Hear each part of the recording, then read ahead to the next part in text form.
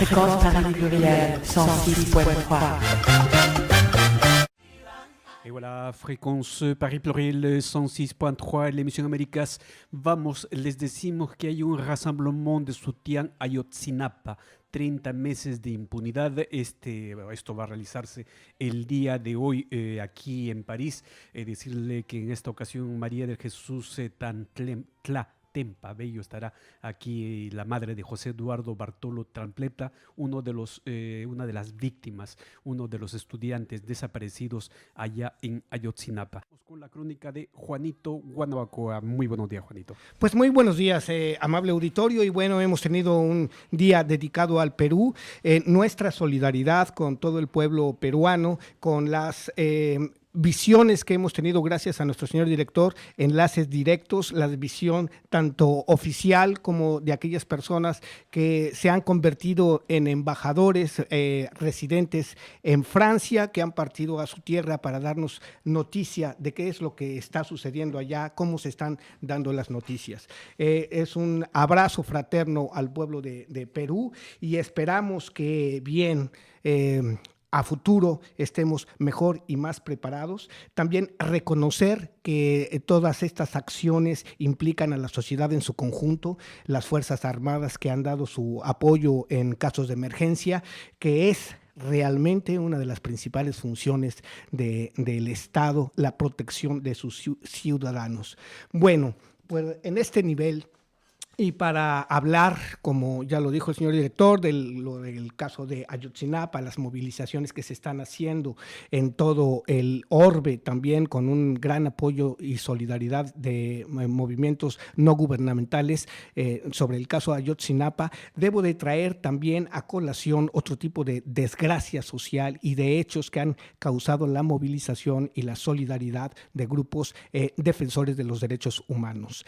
El tercer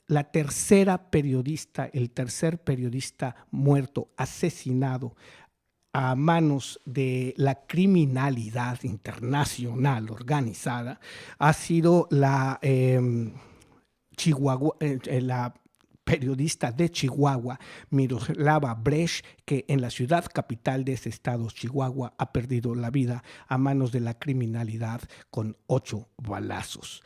Bien, esto nos trae a colación 2 testimonios y que, bueno, es necesario de puntualizar 2 cosas muy importantes. La primera de ellas es que esta agresión se lleva a cabo y además sale a la luz no solo la denuncia a la criminalidad organizada, sino a la gran corrupción que existe en el Estado mexicano.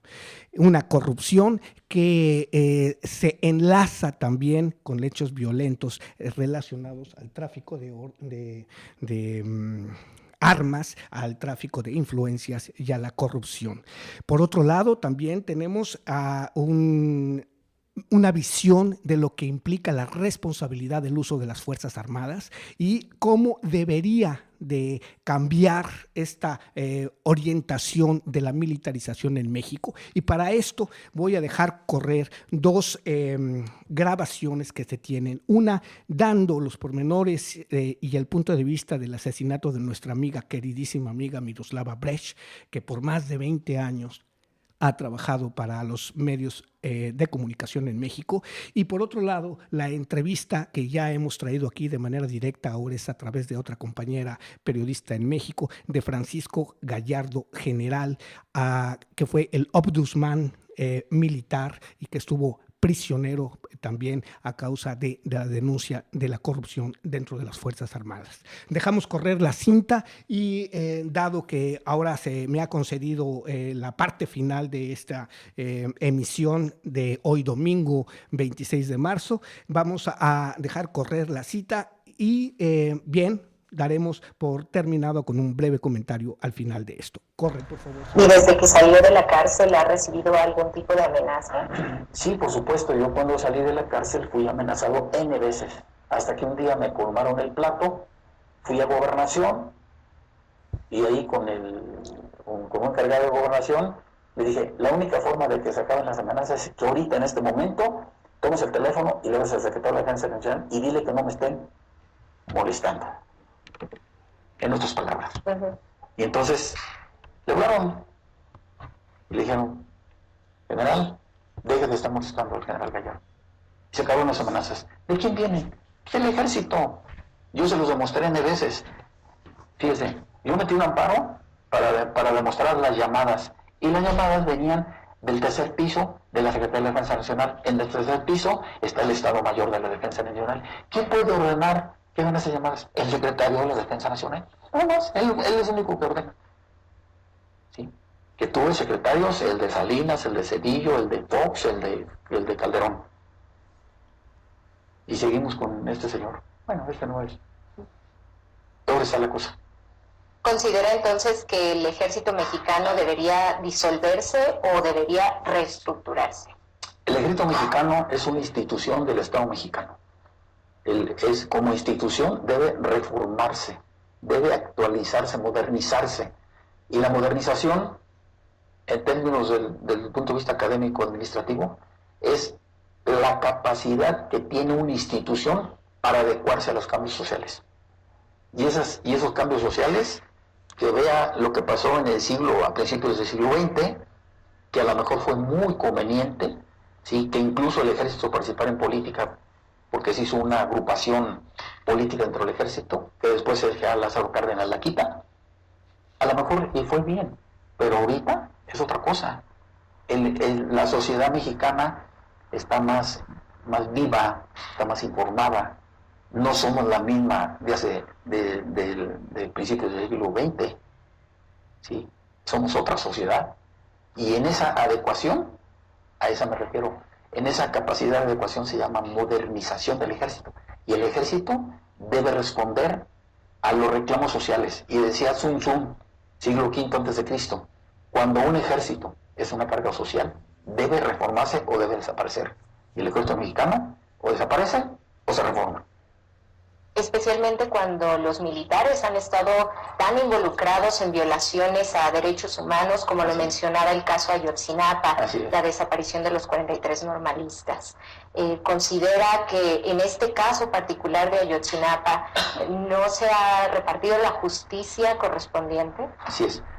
Mire, si el ejército tiene metidas las manos en la investigación, el asunto va a quedar impune. ¿Cómo ha quedado impune? El asunto del 68, la masacre de los 70, la guerra sucia que ha habido en contra del pueblo mexicano y todas las masacres que ha tenido. Sí, Echeverría, López Portillo, la masacre del Charco, el Bosque, Aguas Blancas, todas las masacres, las recientes Tanuato, ¿sí? Las recientes de Michoacán, las recientes de Tlatlaya, un fusilamiento absolutamente demostrado que el ejército lo ha escamoteado y no lo quiere aceptar, pero fueron los militares. Está demostrado que fue una ejecución extrajudicial. Fue una ejecución. Y los de Ayotzinapa, el ejército sabe perfectamente bien dónde están. El secretario de la Defensa sabe dónde están los... ¿Por qué? Porque allí hay un control, hay 15,000 efectivos en Guerrero. 15,000 efectivos. Es una zona militarizada. ¿Cómo no vas a ver el ejército? Si el ejército maneja el C4, maneja la policía local, estatal, municipal. Claro que sí lo saben. Enrique Peña Nieto sabe dónde están los estudiantes. Así es. Estamos en un estado de hombres en México, no un estado de derecho. Un estado de derecho, ¿sí?, es aquel que se rige por leyes. Ese es el problema. Y usted, con la experiencia que tiene del entrenamiento del ejército mexicano, ¿le tocó durante su vida como militar este tipo de situaciones o son más conocidas ahora por todos los medios de comunicación? Mire, las masacres que ha hecho el ejército son históricas. Le voy a platicar unos hechos que a mí personalmente me pasó. Cuando yo era oficial subteniente, eso está escrito y está publicado, lo que le voy a decir. Cuando yo fui oficial, llegaron yo era teniente en 1970, por ahí así, en el cambio de Díaz Ordaz a Echeverría, más o menos en ese, 71, 72. Siendo yo oficial, yo estaba de servicio en el cuartel, yo era teniente, y el comandante de ahí metieron al regimiento de la Guardia, a la Bartolina, le decían, es una cárcel para la tropa, metieron a 17 estudiantes. Yo no permití que los tocaran porque a mí me los entregaron. Yo no lo permití que me los tocaran, ¿por qué? Porque en la noche los iban a sacar del cuartel. Y yo dije, no lo sacan mientras yo sea comandante. Hubo un problema, a mí me arrestó un mayor que venía de la zona militar, venían de civil, en vehículos civiles, a meterse al cuartel. Yo no permití que se metieran. Yo era oficial de cuartel, ese era el servicio. Cuando llega el comandante, se arma una discusión, entra ya llega el comandante, yo ceso de mis funciones. ¿Por qué? Porque teniente contra un general, pues como que no. Entonces ya el comandante llega y me dice, entregue a los detenidos. Le dije, no los entrego y me posesiono con mi gente, armado, no los entrego hasta que no termine mi servicio. Vamos a desayunar, falta una hora. Pues a la hora, así nada más que a mí me firmas de recibido, que te los entrego en estas condiciones, vivos, está aquí, golpeados, todo, con examen médico, todo. Al siguiente día, esos 17 estudiantes aparecieron ejecutados y los lanzaron al lago Chapala en Jalisco. Le estoy hablando de hace casi 50 años. O sea, eso que usted me pregunta ha sido histórico en México. El ejército se ha dedicado a eso, a perseguir a la sociedad, ¿sí? A perseguir a los estudiantes, a violar la autonomía universitaria, ¿sí? Es decir, es un brazo del poder político que utiliza para dirimir asuntos de carácter social. Y eso está muy grave. El ejército no debe hacer eso.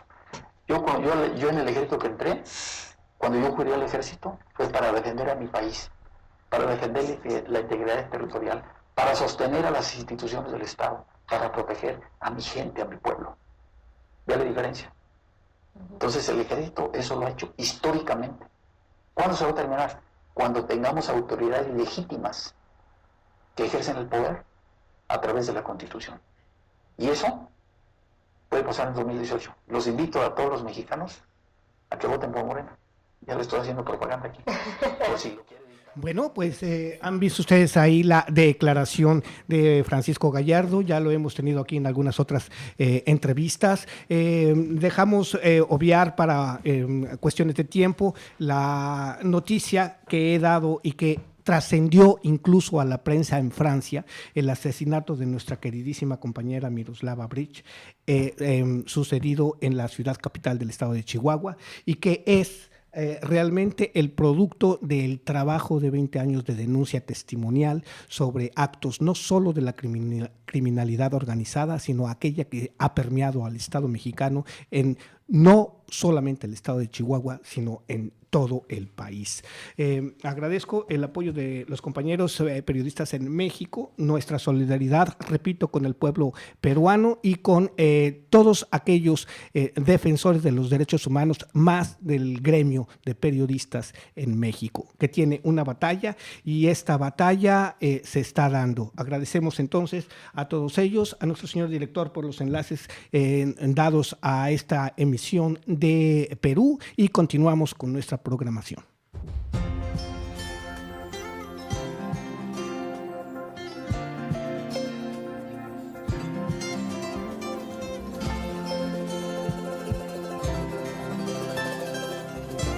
Fue la crónica de Juanito Guanabacoa.